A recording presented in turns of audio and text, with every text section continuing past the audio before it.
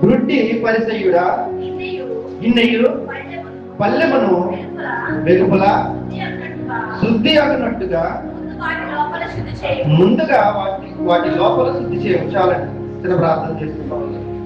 మమ్మల్ని మిక్కిలిగా ప్రేమిస్తున్న మా ప్రియ పరలోకపు తండ్రి, మీ ఘనమైన శ్రేష్టమైన పరిశుద్ధమైన నామాలు బట్టి వందనాలు స్తోత్రాలు చెల్లించుకుంటున్నాము. దేవా, గతించిన కాలం అంతా ప్రభా నీ రెక్కల కింద భద్రపరిచి సజీవ లెక్క వంశం వరకు నడిపించావు. అనేక తప్పులు పాపములు లోకానుసారమైన జీవితం జీవించినప్పటికీ ప్రభా దయతో క్షమించి ప్రభు వాళ్ళని సన్నిధానానికి నడిపించే స్తోత్రాలు. అయ్యా ఇదిగో ప్రభా ఈ వాక్యం చెప్పడానికి నిలబడి ఉన్నాం తండ్రి. అర్హత లేని వాడిని ప్రభు అయినప్పటికీ నిలబెట్టి ఉన్నాం తండ్రి. నేను కాదు, మీరే మాట్లాడండి. మీ మాటలను నా నోట పలికించి ప్రభు నీ నామానికే మహిమ ఘనత ప్రభావం తెచ్చుకోమని తల్లారైన మా ప్రభువును నీ కుమారుడైన యేసుక్రీస్తు పరిశుద్ధమైన నామములో ప్రార్థించుకుంటున్నాను మా పరమ తండ్రి. ఆమేన్. దేవునికి స్తోత్రం. ఇక్కడ మత్తయి సువార్త 23వ అధ్యాయము 26వ మనం చూసినట్లయితే ఇక్కడ అంటాడు ఒక మాట, గుడ్డి పరిసయ్యుడా గిన్నెయు పల్లెమును వెలుపల శుద్ధి చేయనట్టుగా ముందు వాటి లోపల శుద్ధి చేయమని చెబుతున్నాడు. ఈ విషయాన్ని నేను మీకు తర్వాత ఎక్స్ప్లెయిన్ చేస్తాను. అయితే ఒక సహోదరుడు నన్ను అడిగారు అన్నమాట, అయ్యా మనము ఎవరికైనా అన్యాయం చేస్తే, ఏదైనా మనము కీడు చేస్తే, లేకపోతే మనం ఏదైనా ఇబ్బంది పెడితే మనకి ఏమైనా రోగాలు వస్తాయా, ఏమైనా వ్యాధులు వస్తాయా అని ఒక అతను నన్ను అడిగాడు.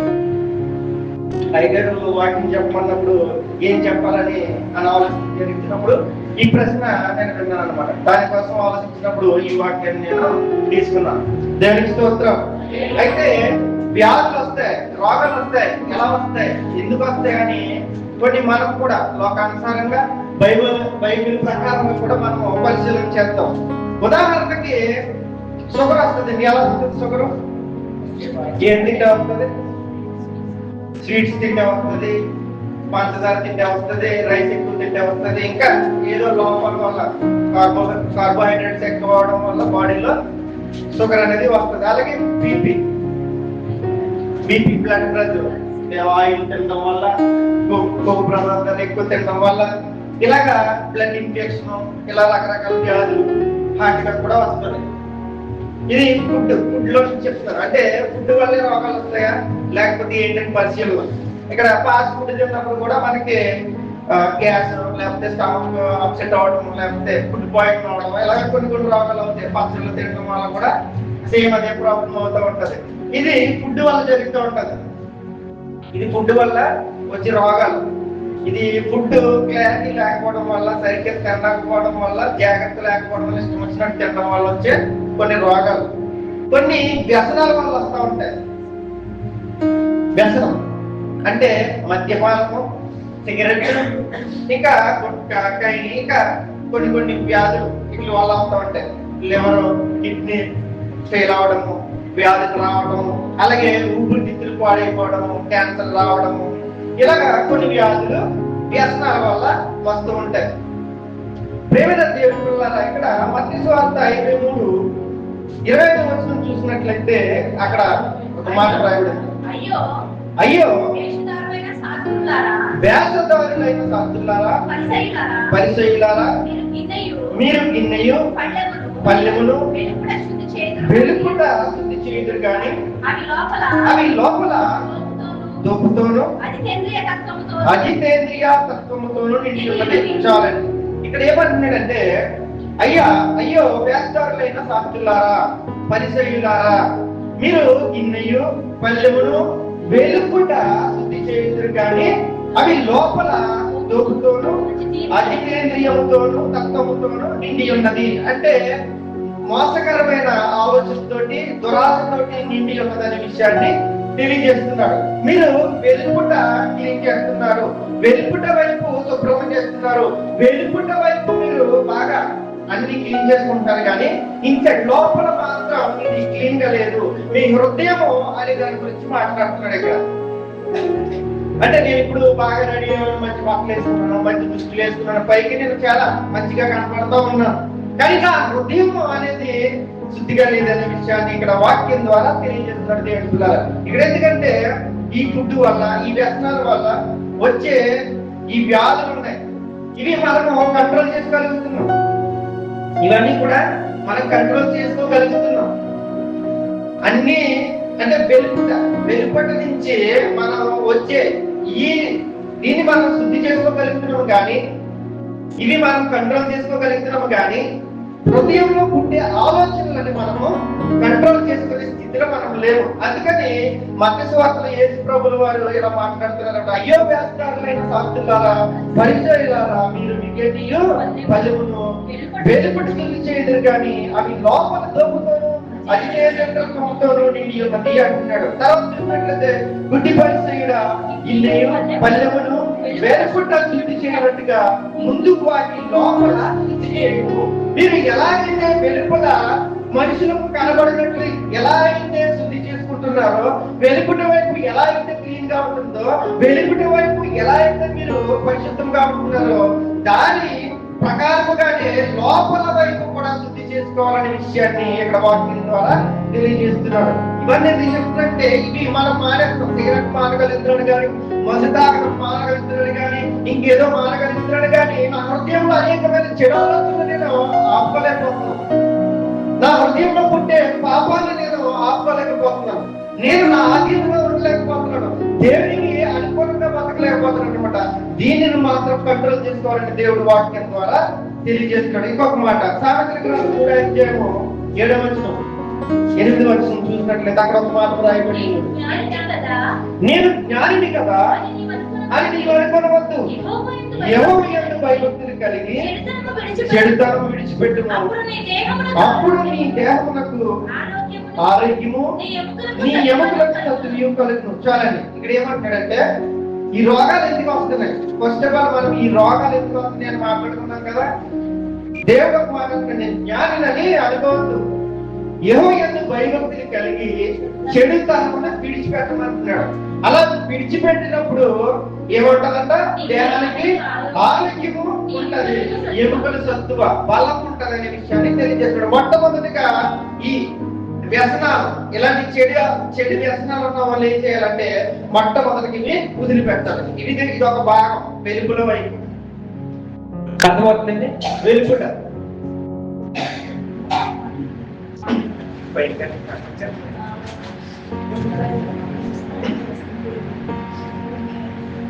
వెలుగుట వైపు మనము శుభ్రం చేసుకుంటాం, కానీ లోపల చాలా దారుణమైన స్థితిలో ఉన్నామనే విషయాన్ని దేవుడు తెలియజేస్తున్నాడు. ఇంకొక మాట, కావున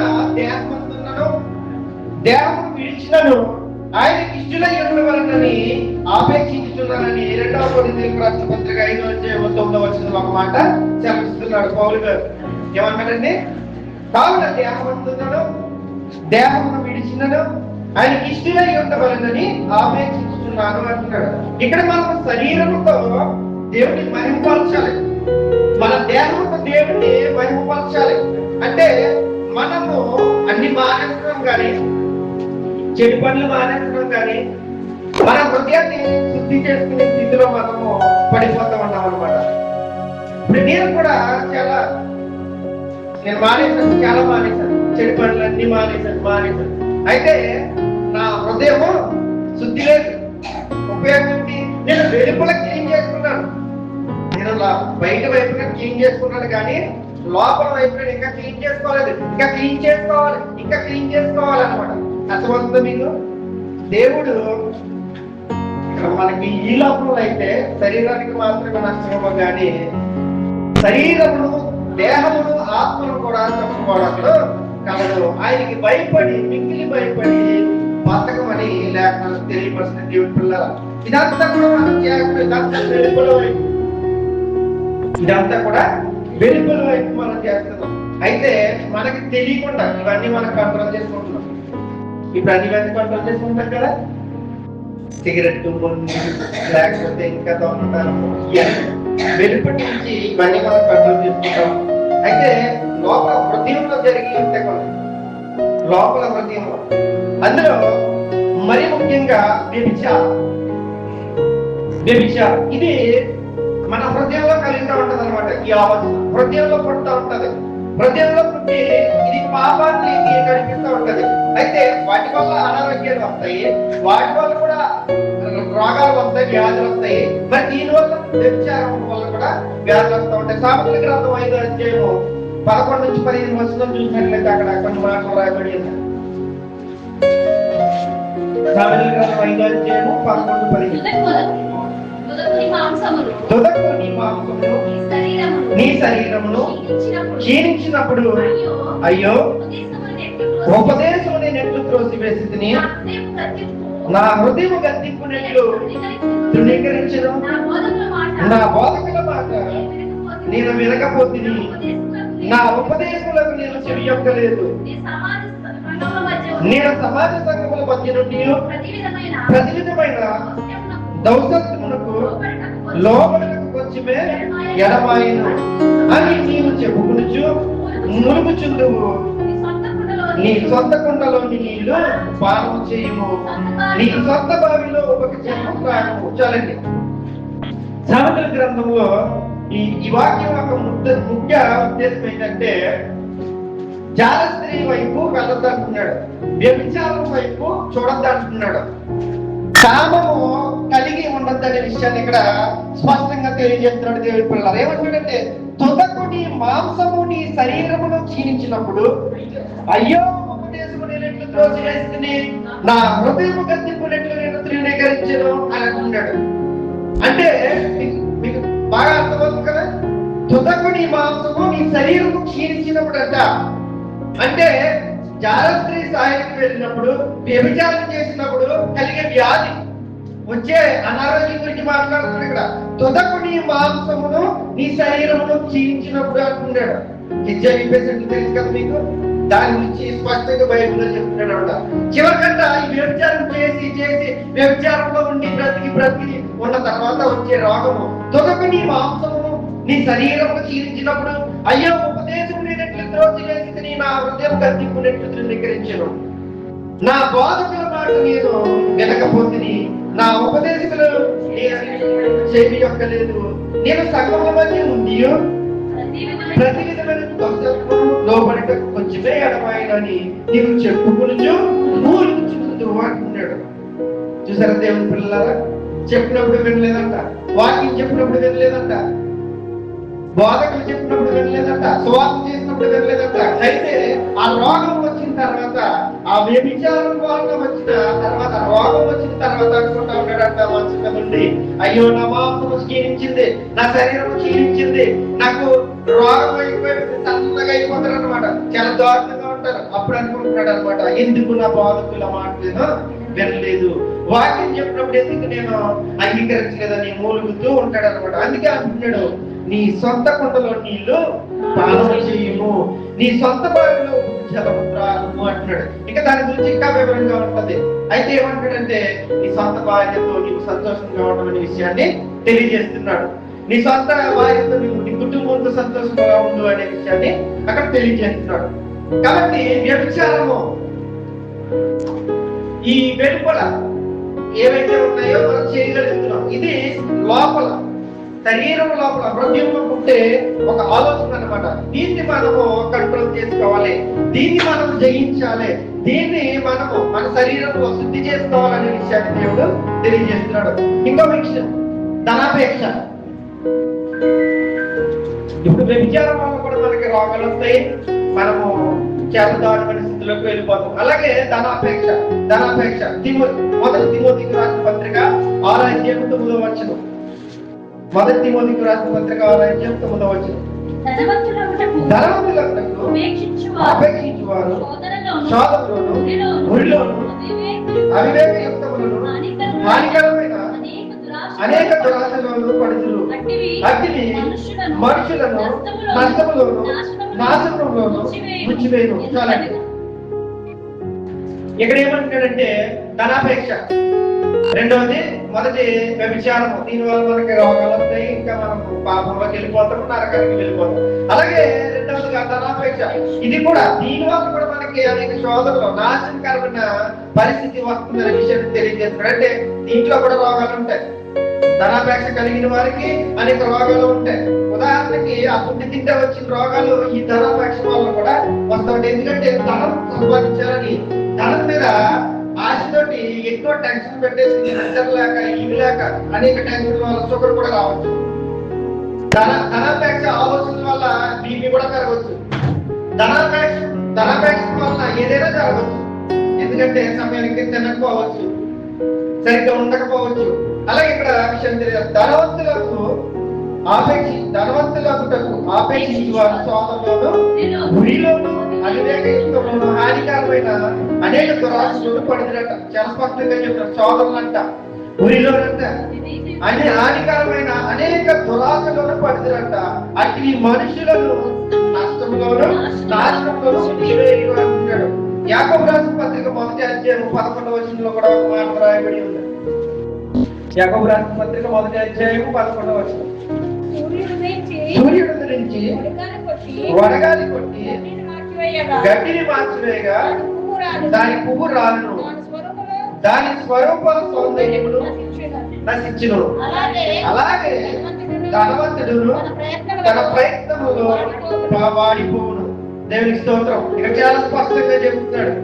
ధనవంతులు అందుకు ఆపేక్షించేవారు లేదా అధిక ధనము సంపాదించాలని దానికోసం ప్రయత్నాలు చేసి జీవితాన్ని చాలా దారుణమైన స్థితిలో తీసుకెళ్లే వారి పరిస్థితి ఎలా ఉంటుందంటే, సూర్యుడు ఉదయించి వడగాలి కొట్టి గడ్డిని మార్చివేయగా దాని పువ్వు రాలును, దాని స్వరూపము సౌందర్యము నశించి. పువ్వు ఎలా ఉంటదంటే చాలా సౌందర్యంగా ఉంటది, చాలా అందంగా ఉంటది. అయితే కొద్దిగా భయంకరమైన గాలి వేయగా ఏమవుతుందంటే పడిపోతుంది, వాడిపోతుంది, చనిపోతా ఉంటది.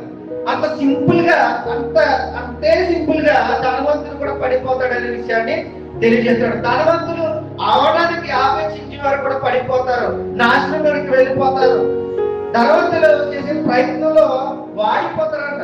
నువ్వు ఎలా వాడిపోతా ఉంటుందో అలా వాడిపోతారనే విషయాన్ని తెలియజేస్తున్నాడు దేవుని పిల్లలు. అందుకే అంటాడు, ధనవంతుడు సూది కొంటే సూది సులభమే కానీ ధనవంతుడు అసలు అంటూ ఉంటాడు.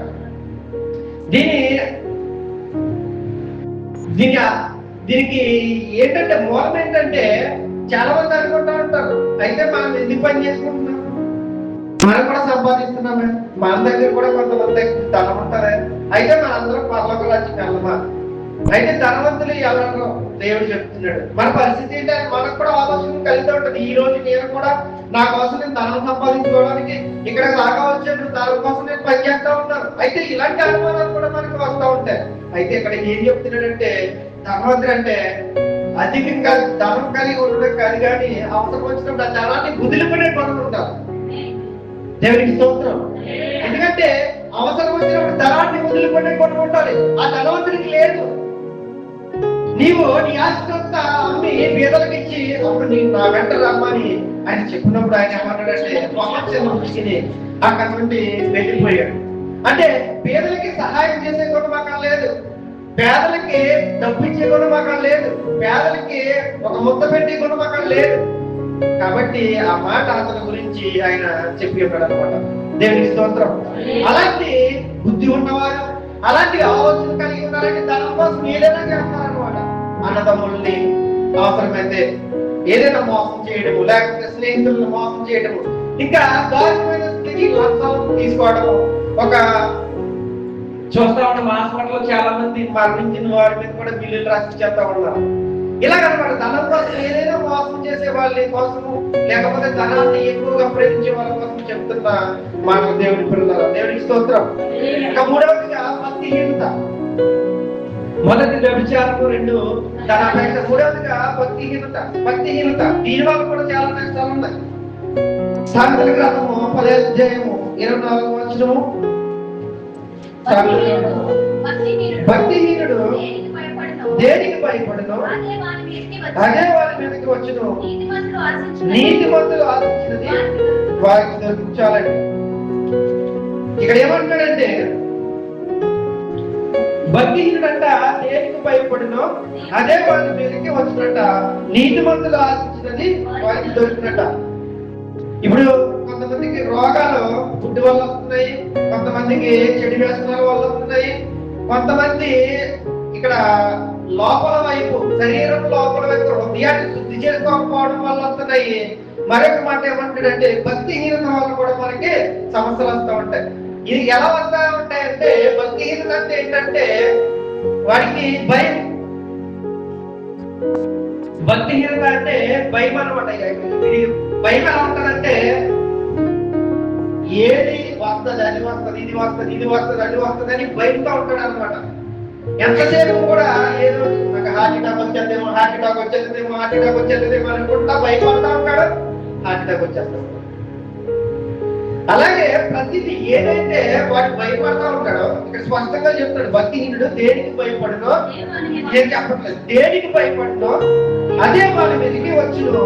నీతిమంతులు ఆశించినది వారికి దొరికిన. నీతిమంతులంట వారికి కోరుకున్నది ప్రతిదీ జరుగుతుందంట, వాడు ఆశపడింది వారికి దొరుకుతుందంట. కానీ భక్తిహీనుడు అనేవాడు వాడు ఏదైతే వాళ్ళకి భయపడతా ఉన్నాడో, ఏ ప్రమాదం అయితే వస్తుందని భయపడతాడో, ఏ రోగం వస్తుందని భయపడతాడో, లేకపోతే ఏ కీడు జరుగుతుందని భయపడతాడో అదే వాడి మీదకి వస్తుందనే విషయాన్ని తెలియజేస్తున్నాడు. 27వ వచనం చూడండి.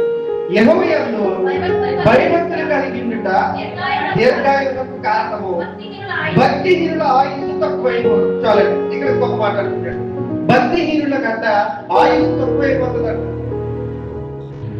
ఇది చాలా దారుణమైన విషయం. భక్తిహీనుల కంటే ఆయుష్ కూడా తక్కువ. అంటే ఒకవేళ 100 సంవత్సరాల ఆయుష్ దేవుడు ఇచ్చినట్లయితే ఈతని భక్తిహీనత వలన ఆయుష్ తక్కువైపోతుందంట. ఇది చాలా దారుణమైన విషయం. మళ్ళీ అంటే భక్తిహీనుల గురించి చాలా స్పష్టంగా చెప్తున్నాడు. ఒకటి, ఏదైతే భయపడతాడో అవి అతని మీదకి వస్తూ ఉంటాయని చెప్తున్నాడు. రెండవదిగా ఆయుష్ తగ్గిపోతుందంట. ఆయుష్ ఎలా తగ్గిపోతుంది? ఏదైనా రాగు రావాలి కదా, ఆయుష్ ఊరికే తగ్గిపోదు. ఏ హార్ట్ అటాక్ రావాలి, లేకపోతే ఏ బీపీ షుగర్ పెరిగిపోవాలి, లేకపోతే కిడ్నీలు పాడైపోవాలి, లేకపోతే ఇంకేదో జరగాలి, లేకపోతే రోడ్డు మీద పోతున్నప్పుడు యాక్సిడెంట్ అన్నా అయిపోవాలి, లేకపోతే ఇవేమి జరగకపోతే అతనే ఆత్మహత్య చేసేసుకోవాలి. ఖచ్చితంగా ఆయుష్ తగ్గిపోవడం అంటే ఏదో కారణంతో తగ్గిపోతూ ఉంటుందా? ఇది కూడా ప్రమాదం. ఎందుకంటే భక్తిహీనత వలన జరిగే నష్టాలు. 28వ వచనం చూడండి. నీతిమంతుల ఆశ సంతోషం పుట్టించును, భక్తిహీనుల ఆశ భంగమైపోవు. ఇక్కడ కూడా ఏమంటాడంటే వాడు ఆశపడింది దొరకదు, ఇంకా భక్తిహీనులు ఆశపడింది జరగదు, దొరకదు, ఆశ భంగమైపోతుంది అనే విషయాన్ని తెలియజేస్తున్నాడు. దేవుడి పిల్లలారా, ఒకటి వ్యభిచారము, 2 తలపెట్ట, 3 భక్తిహీనత, ఒకటి కీడు. చాలా మంది కొంతమంది కీడు కల్పిస్తూ ఉంటారు అన్నమాట. దాని వల్ల కూడా నష్టమే. యోగ గ్రంథము 4:8 వచనం చూసినట్లయితే అక్కడ ఒక మార్పు రాయబడి ఉంటుంది. యోగ గ్రంథము 4:8 వచనం.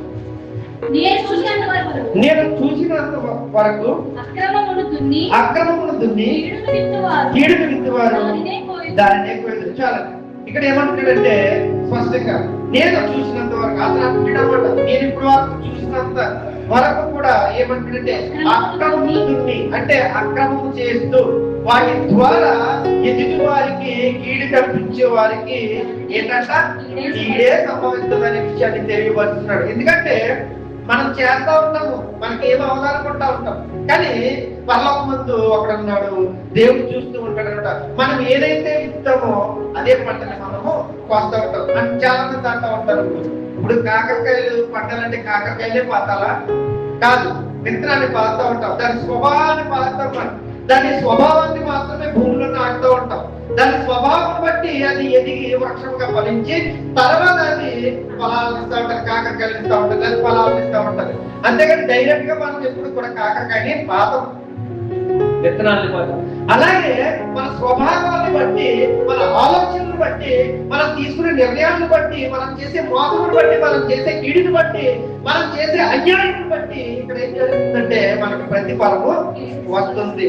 మనం ఏదైతే ఇస్తున్నామో దానికి ప్రతిఫలము మనం చూస్తూ ఉన్నాం. సాక్షుల గ్రంథం 11:27 వచనం కూడా చూసినట్లయితే ఇంకొక మాట, సాక్షుల గ్రంథం 11:27 వచనం. మేలు చేయగోరువాడు ఉపయుక్తమైన క్రియ చేయను, కీడు చేయగోరువానికి కీడే ముడును. చాలా స్పష్టంగా చెప్తున్నాడు, చాలా స్పష్టంగా చెప్తున్నమాట. వాడు కీడు తలపెడితే కీడే సంభవిస్తూ ఉంటది అనే విషయాన్ని తెలియజేస్తున్నాడు. నాలుగవదిగా నోరు ఏమంటున్నాడంటే సాక్షుల గ్రంథం 18:7 వచనంలో అంటున్నాడు, సామెతల గ్రంథము 18. బుద్ధిహీనుని నోరు వానికి నాశనము తెచ్చును, వాని పెదవులు వాని ప్రాణములకు ఉరి తెచ్చును. చాలండి. ఇక్కడ మనం చూసాం బుద్ధి వల్ల వ్యసనాల వల్ల మనకి ఏం నష్టాలు అవుతున్నాయో మనం గ్రహించుకున్నాం. ఆ వెలుగుడి వలన వెలుపటి వైపు నుంచి వచ్చే ప్రమాదాలని మనం ఆపుకున్నాం. కానీ ఈ లోపల మనల్ని మనకు తెలియకుండానే మనల్ని చంపేస్తా ఉండే విషయాన్ని మనం గ్రహించలేని స్థితిలో మనం. అందుకని అంటున్నాడు ఏమంటాడంటే నాలుక అనమాట, నోరు. ఇక్కడ ఏమంటాడు బుద్ధిహీనుని నోరు వాని నాశనము తెచ్చినట్ట, వాని పెదవులు వాని ప్రాణులకు ఉరి తెచ్చినట్ట. ఇక్కడ కూడా ప్రాణానికి ప్రమాదం ఉంది నాలుక ద్వారా. దేవుని వాక్యము చాలా స్పష్టంగా చెప్తుంది. నాశనం తెచ్చినట్ట నోరు, అతని ప్రాణముల కంట ఉరి తెచ్చినట్ట. సామెతల గ్రంథం 13:3 కూడా నేను చెప్పాను.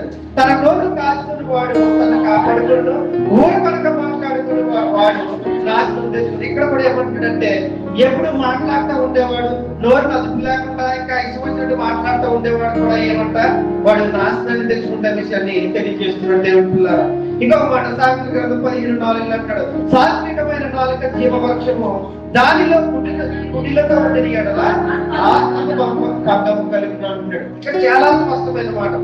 ఇప్పటి వరకు నష్టాన్ని చెప్పాడు కానీ ఇక్కడ ఒకవేళ ఆత్మకు కూడా భంగం కలిగిస్తుందంట నాలుక. సాత్వికమైన నాలుకంట జీవవృక్షం అంట, జీవవృక్షం అంట. కుటిలత ఉండని ఎడలంట ఆత్మకు భంగము కలగజేయును, భంగము కలిగిన విషయాన్ని తెలియజేస్తున్నాడు. చూసారా, పుట్టి వల్ల పడిపోయి నాశనం అవుతుంది, వ్యసనం వల్ల ఏదో పాటు నాశనం, అవయవం నాశనం అయిపోతుంది. ఇక్కడంటే ఇంకా ఈ నోరు వల్ల ఆత్మకే భంగం కలిగిందనే విషయాన్ని తెలియజేస్తారు. అంటే మన నోరు అనేది చాలా కీలకమైన ఒక అవయవం శరీరంలో. ఇది చాలా అదుపులో ఉండాలి.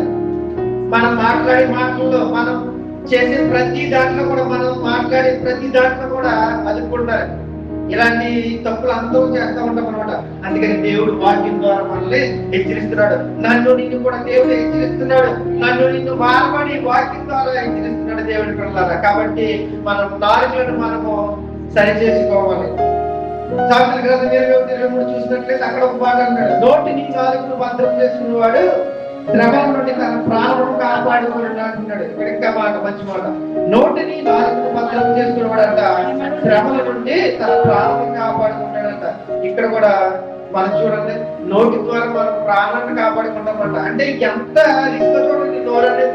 నోరు అనేది ఎంత ప్రమాదం చూడండి.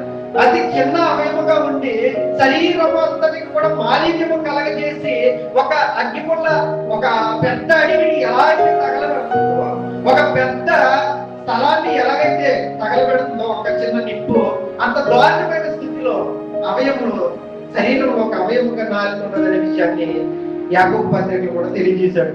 కాబట్టి నేను చెప్పేది ఏంటంటే ఇల్లు వల్ల వచ్చి మనం కంట్రోల్ చేసుకోగలుగుతాం, కానీ ఈ లోపల నాలుకని మనం కంట్రోల్ చేసుకోవాలనే స్థితిలో పడుతున్నాం. ఇప్పుడు నేను కూడా అదే స్థితిలో ఉంటున్నాను దేవుడి పిల్లలు. ఎందుకంటే బయట వైపు నేను మద్యం తాగడం మానేస్తున్నాడేమో కానీ, లేకపోతే చెడు వ్యసనాలు చేయడం మానేస్తున్నాడేమో కానీ, ఈ నాలుగుని అదుపులేని స్థితిలో నేను ఉండాలేమో, ఈ నాలుగుని నేను అదుపులేని స్థితిలో నా బ్రతుకుందేమో. కాబట్టి ఆత్మకు భంగం కలగజేసే ఈ నాలుగుని మనం అదుపులో ఉంచుకోవాలనే విషయాన్ని తెలియజేస్తున్నాడు. సామెతల గ్రంథం 12:18 కూడా అంటాడు, కత్తిపోటు వంటి మాటలు పలుకువారు కలరు, జ్ఞానుల నాలుక ఆరోగ్యదాయకము అంటున్నాడు. చూడండి, ఆరోగ్యానికి కారణమైన మాటలు చెప్తున్నాడు. మరి నాలుగు వల్ల ఆరోగ్యం కలుగుతుందంట. నాలుగు వల్ల ఎలాగైతే నాశనం ఉంటుందో, అనారోగ్యం ఉంటుందో, లేకపోతే శరీరం ఎలాగా మాలిన్యం అవుతుందో, లేకపోతే ఆత్మకి భంగం కలుగుతుందో చెప్తుంది దేవుడే. మళ్ళీ అంటున్నాడు, జ్ఞానం కలిగిన నాలుగంట, జ్ఞానం నాలుగంట ఆరోగ్యదాయకం అంటున్నాడంటే ఎంత ఆరోగ్యం అంటే మంచి నాయకులు ఉన్న వాళ్ళంట, జ్ఞానం కల నాయకులు ఉన్న వారికంట మంచి ఆరోగ్యం ఉంటుందనే విషయాన్ని కూడా ఇక్కడ తెలియజేస్తున్నాడు దేవుడి పిల్లరా. అది అంటున్నాడు, నరులారా ఎంతకాలము నా గౌరవమును అవమానంగా మార్చెదరు, ఎంతకాలము వ్యర్థమైన దాన్ని ప్రేమించెదరు, ఎంతకాలము అబద్ధమైన వాటిని వెతికెదరు అని దేవుడు శ్రమిస్తున్నాడు. ఎందుకంటే మనం ఏది అనుకుంటున్నామో, ఏది చేయాలనుకుంటున్నామో అవన్నీ కూడా మనం చేయగలుగుతున్నాం. కానీ హృదయం అంటే లోపల వైపు మనము శుద్ధి చేసుకోవాల్సిన స్థితిలో మనం ఉన్నాం. కాబట్టి కావున దేహమును విడిచినను మనము దేవునికి నచ్చినట్టుగా బ్రతకాలనే విషయాన్ని తెలియజేస్తున్నాడు. ఎలాగంటే దేహమందున్నదంట, దేహమును విడిచినదంట. అర్థమవుతుందండి? దేహమందునంటే బ్రతుకున్నప్పుడు ఆయనకి నచ్చినట్టు బ్రతకాలంట, చనిపోయిన తర్వాత కూడా ఆయనకి నచ్చినట్టు బ్రతకాలంట. అది అంటాడు, దేహమందున్నను దేహమును విడిచినను ఆయనకి ఇష్టలై ఉండటం వలన మిగిలిన ఆపేక్షించున్నాను అనే విషయాన్ని తెలియజేస్తున్నాడు. ఇక్కడ అసలు రోగాలు ఎందుకు వస్తూ ఉంటాయి, అసలు ఇవన్నీ ఎందుకు చేస్తున్నాము, ఇవి చేయడం వల్ల ఎందుకు రోగాలు రావాలి అనే కారణాన్ని మనం వెతికినట్లయితే కనుక చాలా స్పష్టమైన మాట చెప్తున్నాడు. 1 కొరింథీయులకు రాసిన పత్రిక 3వ అధ్యాయము 16-17 వచనం చెప్తున్నాడు. చూడండి, మీరు దేవుని ఆలయమై ఉన్నారని, దేవుని ఆత్మ మీలో నివసించుచున్నాడని మీరు ఎరగరా? ఎవరైనా దేవుని ఆలయమును పాడు చేసిన యెడల దేవుడు వారిని పాడు చేయును. దేవుని ఆలయము పరిశుద్ధమై ఉన్నది, మీ ఆలయమై ఉన్నారు. చాలండి. ఇప్పుడు అర్థమైంది కదండి ఎందుకు పాడు చేస్తున్నాడు దేవుడు, ఎందుకు వస్తున్నాయి రోగాలు. ఇక్కడ చాలా స్పష్టంగా చెప్తున్నాడు అన్నమాట. మీరు దేవుని ఆలయమై ఉన్నారని, దేవుని ఆత్మ మీలో నివసించుచున్నాడని మీరు ఎరగరా? దేవుడు మీలోనే ఉన్నాడని, మీలో నివసించుచున్నాడని, దేవునికి ఆలయంగా మీ హృదయం, మీ శరీరం, మీ దేహం నిర్మించి ఉన్నాడని మీకు తెలియదా? మీకు తెలిసి కూడా మీరు ఎందుకు మందు తాగుతున్నారు? మీరు తెలిసి కూడా ఎందుకు సిగరెట్లు కాలుతూ ఉన్నారు? మీరు తెలిసి కూడా వ్యర్థమైనది మీ శరీరంలోనికి ఎందుకు పంపిస్తున్నారు? ఆ శరీరం మీరు నివసించుతున్న దేహం, ఆ దేవాలయం నాది. మీరు ఉదాహరణకి ఎవరైనా మీ ఇంట్లోకి దొంగలు ఏం చేస్తారు? దాన్ని తగినంతలాగే పోలీస్ స్టేషన్ కి పట్టించేస్తూ ఉంటారు. అలాగే మన స్థలాన్ని, మనమనుకున్న స్థలాన్ని, మనదనుకున్న స్థలాన్ని ఎవరైనా ఆక్రమించుకుంటే మనమైతే ఎలా అయితే ఫీల్ అవుతూ ఉంటామో, దేవుడు మన శరీరములను, మన దేహములను ఆయన ఆలయముగా చేసుకున్నాడు, ఆలయములుగా నిర్మించుకున్నాడు. అలాంటి ఆలయంలో అపవిత్రమైన కార్యములు జరిగిస్తూ ఉన్నప్పుడు దేవుడికి కోపం వచ్చింది. దేవుడికి కోపం వచ్చినప్పుడు కలిగిస్తున్న వ్యాధిదే ఇవన్నీ కూడా దేవుని పిల్లల. కాబట్టి దేని నిమిత్తమైన, ఆహారం నిమిత్తమైనప్పటికీ, చెడు వ్యసనము నిమిత్తమైనప్పటికీ, మన శరీర అవయముల నిమిత్తమైనప్పటికీ, మనం ఏదైనా ఈ దేహానికి మనము అపవిత్రపరిచినప్పుడు ఖచ్చితంగా మనము నష్టపోతాం. వ్యాధులు వస్తాయి, బాధలు వస్తాయి. అందుకంటాడు, ఎవడైనా దేవుని ఆలయమును పాడు చేసిన యెడల దేవుడు వారిని పాడు చేసి స్పష్టంగా దేవుడు చెప్తున్నమాట. ఎవడైనా నీ దేహమును, ఈ దేహమును దేవాలయం అనబడి ఈ దేహమును పాడు చేసిన యెడల ఖచ్చితంగా నేను ఈ దేహాన్ని పాడు చేస్తాను అనే విషయాన్ని తెలియజేస్తున్నాడు. దేవుని ఆలయము పరిశుద్ధమై ఉన్నది, మీరు ఆ ఆలయమై ఉన్నారు అంటున్నాడు. మనమంట దేవుని ఆలయమై ఉన్నామంట, ఆయన పరిశుద్ధుడై ఉన్నాడంట. ఒక పరిశుద్ధుడు నివసించాలంటే పరిశుద్ధమైన ఆలయాన్ని మనము నిర్మించాలి. ఒక పరిశుద్ధుడు మన ఆలయంలో ఉండాలంటే మన శరీరాన్ని, మన దేహాన్ని పరిశుద్ధంగా ఉంచుకోవాలి. కాబట్టి చెడు ఆలోచనలు, చెడు తలంపులు ఇవన్నీ కూడా మనము మన నుండి ఖచ్చితంగా మనము అణచివేయాలి. కాబట్టి ఇంకా చిన్న స్పష్టమైన మాట చెప్తారు. మత్తయి సువార్త 15వ అధ్యాయము 18 నుంచి 20 నోట నుండి బయటకు వచ్చినవి హృదయంలో నుండి వచ్చును, ఇవే మనిషిని అపవిత్రపరచును గాని మీరు కనిపరా? దురాలోచనలు, నరహత్యలు, వ్యభిచారములు, వేశ్యాగమనములు, దొంగతనములు, అబద్ధ సాక్ష్యములు, దేవదూషణలు హృదయంలో నుండి ఏమొచ్చును? ఇవే మనిషిని అపవిత్రపరచును గాని చేతులు కడుగొనక భోజనం చేయడం మనిషిని అపవిత్రపరచదని చెప్పిన. చాలండి. దేవునికి స్తోత్రం. అందరం ఒకసారి దేవునికి స్తోత్రం. ఇక్కడ ఎందుకు చెప్తున్నట్టు ఈ మాట? ప్రభువైన యేసుక్రీస్తు తన శిష్యులు చేతులు కడుక్కోకుండా భోజనం చేస్తున్నప్పుడు పరిసయ్యులు, శాస్త్రులు అక్కడ విమర్శిస్తూ ఉన్నారన్నమాట. బాబు, మీరు అయ్యా మీ శిష్యులేంటి నేర్పించలేదా? ధర్మశాస్త్రం చదవలేదా?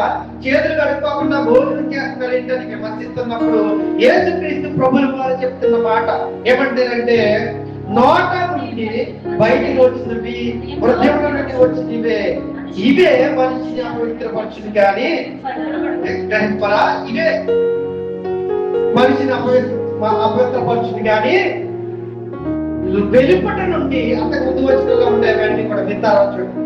వెలుపట నుండి శరీరంలోనికి వెళ్ళేది అంటే చేతులు కలుపుకోకుండా మనం తినేది మన శరీరాన్ని అపవిత్రపరుస్తుంట. ఏదైనా ఇన్ఫెక్షన్ రావచ్చండి, లేకపోతే చిన్న రోగం రావచ్చేమో కానీ అపవిత్రపరుస్తుందంటే శరీరం. కానీ హృదయంలో నుండి బయటకు వచ్చిందంటే చూసాం, ఇంతవరకు మనం చూసాం.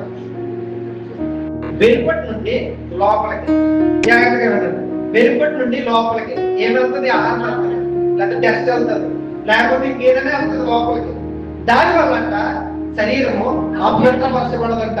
మనం ఎలాగైనా తినేచ్చంట, చెత్త చెదరమైన తినేచ్చంట. అంటే ఆ తినమని కాదు, దానివల్ల శరీరము అపవిత్రపరచదంట. ఇప్పుడు శరీరం అపవిత్రము ఎలా అవుతుందంటే చెప్తున్నాడు, నోటి నుండి బయటకు వచ్చినవి హృదయంలో నుండి వచ్చిన ఇవే మనిషిని అపవిత్రపరచును కానీ అవపడుతుందని మీరు గ్రహింపరా అంటున్నాడు. మీరు గ్రహింపరా అంటున్నాడు. నోటి నుంచి ఏమవుతాయండి? బయట నుంచి అయితే లోపలికి ఫుడ్ వెళ్తుంది, ఏదైనా తాగుతాము, ఏదైనా తింటాము వెళ్తుంది. మరి లోపల నుండి బయటకి ఏమొస్తా ఉంటది అంటున్నాడు. ఏమొస్తా ఉంటది? మాటలు వస్తా ఉంటాయి, ఆలోచనలు. ఫస్ట్ హృదయం ఆలోచనలు పడుతూ ఉంటాయి, చెడు ఆలోచనలు, చెడు తలపులు పడతాయి. అయ్యి మనం నోటి ద్వారా మనమే బయటకు తీసుకొస్తా ఉంటాయి అన్నమాట.